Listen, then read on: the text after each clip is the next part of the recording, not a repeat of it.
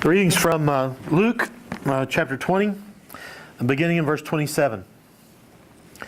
Some of the Sadducees, who say there's no resurrection, came to Jesus with a question. Teacher, they said, Moses wrote for us that if a man's brother dies and leaves a wife but no children, the man must marry the widow and have children for his brother. Now, there were 7 brothers.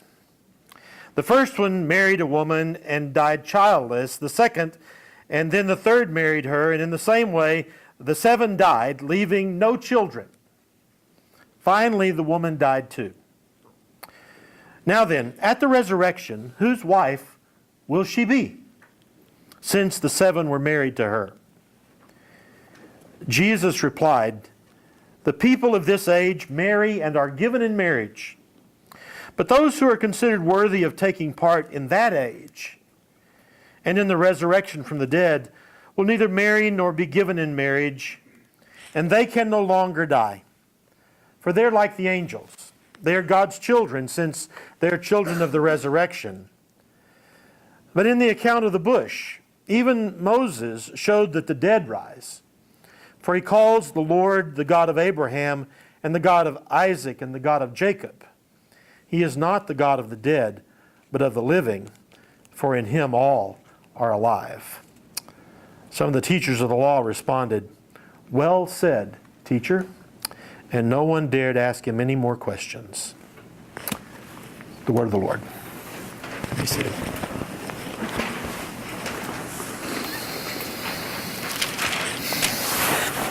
Well, this is just a wonderful little story, isn't it? I don't even like what happens at the first part of the last week in the life of Jesus. I know why it's there. I know why it's there, but it's just embarrassing in many ways to watch these Pharisees and Sadducees and rulers and elders play out their little game in the beginning of the week, when what they have in their heart is what will drive all of the events at the end of the week. That their little questions are not really what they have in their heart. But it is wonderful to see Jesus making this statement as he comes to Jerusalem. He has just come in. The triumphal entry has just happened. And Jesus has, after setting his face toward Jerusalem back in chapter 9, verse 52, he has come, and it is obvious that he is in Jerusalem, and he is not hiding. He is in the open. He is vulnerable. He is present, and that's all good. And so Luke, as he writes this, he lets us get a little hint into the darkness of the heart of the opposition, and he gets us to see how Jesus is giving himself to be crucified. He's offering himself. And then there's this third piece that in giving these opportunities for questions and answers, it's almost like Luke has embedded in his gospel sort of the top 4 or 5 questions the early church wanted an answer to from Jesus. And so you get to see what some of those might be, that Luke has these questions answered. I don't know which is more important, but this particular one is my favorite of all of the answers to the questions I wish had not been asked. Because this business about mortality is right in the center of my central fear in my life. I've had this notion since I was very young that one of the contracts you make when you find you are alive is that you may find yourself at some point threatened with not being alive. It is one of those things that you just run into. And when I was a little kid and my father said that he would give me $5 for every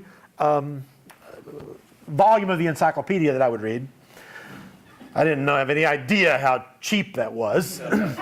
But I found in reading the encyclopedia that it's long, and I don't know much about the U's or V's, but I know a lot about the A's.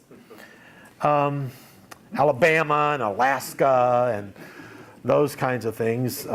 Alabaster came pretty early. Aardvark was right up there early on. But I found out that the people that were present in Volume A, most of the ones that were in the encyclopedia had 2 dates. They already had a first date and a second date. Some of you who were in high school only had a first date and never got a second date.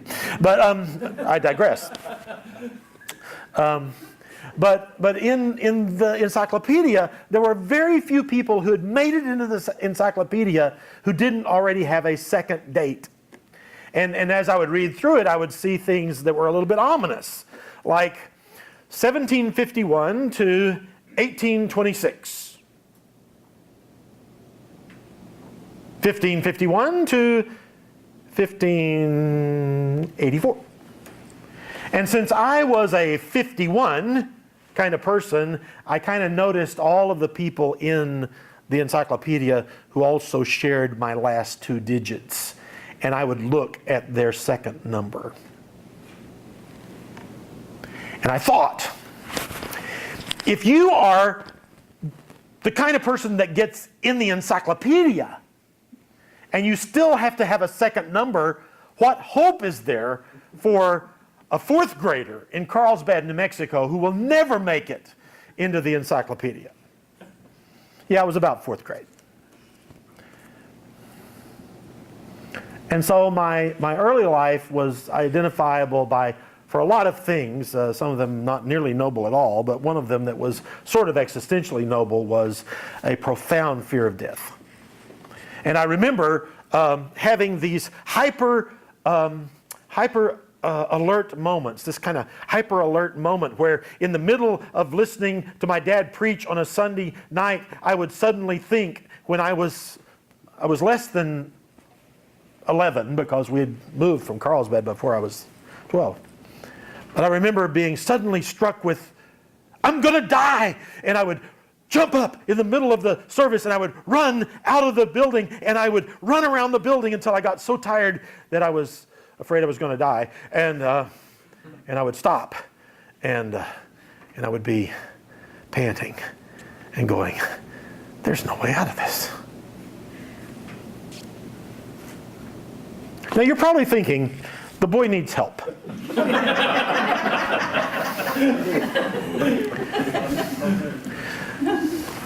But later on, when I was writing a thesis on the biblical doctrine of life after death, because I couldn't let it go, I was a Christian, and I was preaching, and I was sometimes running out of the library at ACU because I was reading the article in the Encyclopedia of Philosophy that was not just about death, but it had a special article called Your Death. Well, thank you for that.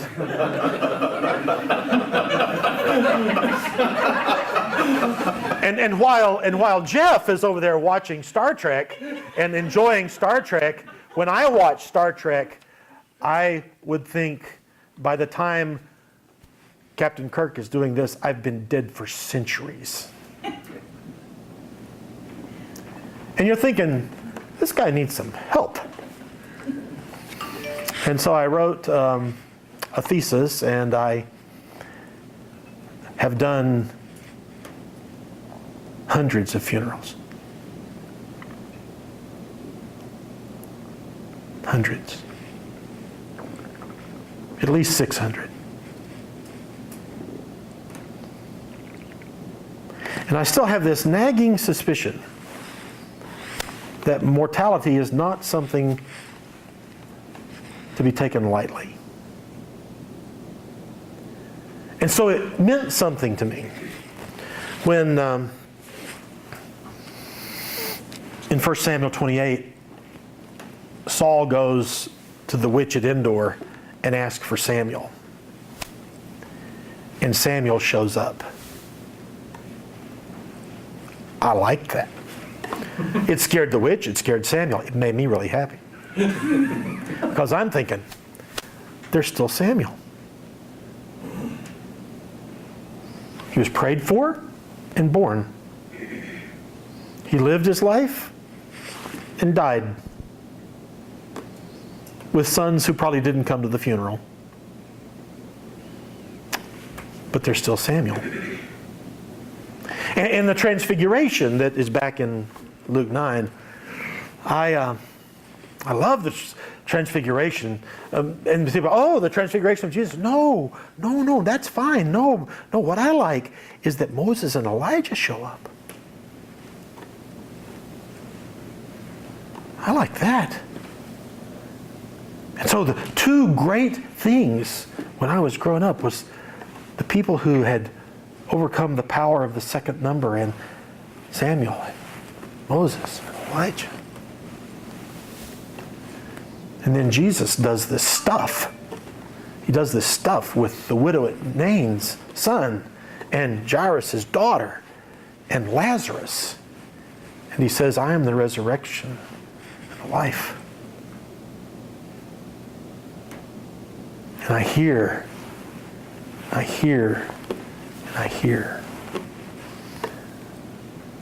that life and death are a little different for Jesus than they feel to me. And so in this passage, I get the gospel. The good news. The one who at the end of the week will give himself up to death. The one who at the end of the week will be in a tomb. The one who will start out the new week alive. Tells this little story. That the poor lady who had all of the really sicko husbands, or maybe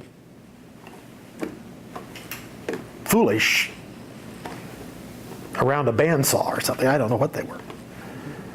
The lady does not have to be worried about being married to any of that unfortunate group.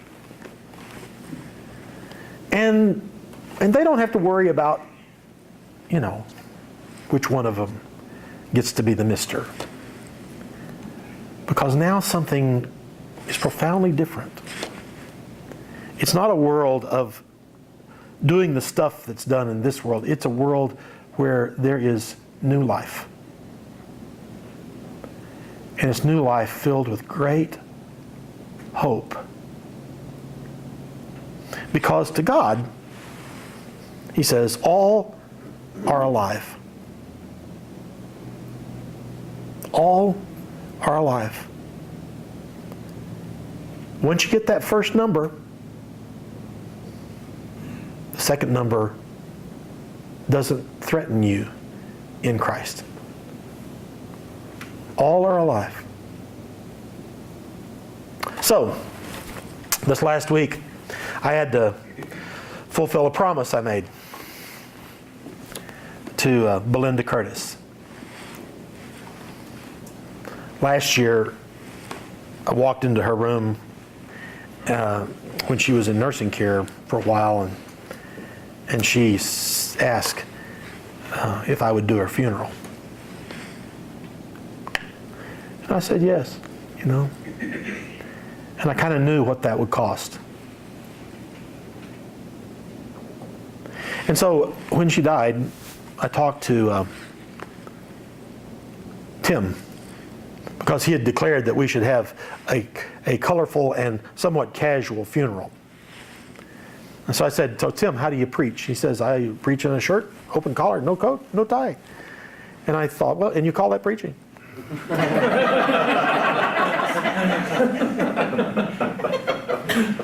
And he does. And I said, and what's her favorite color? And he said, green. And so, green. color of life, color. The color of those who no longer die, who are like angels,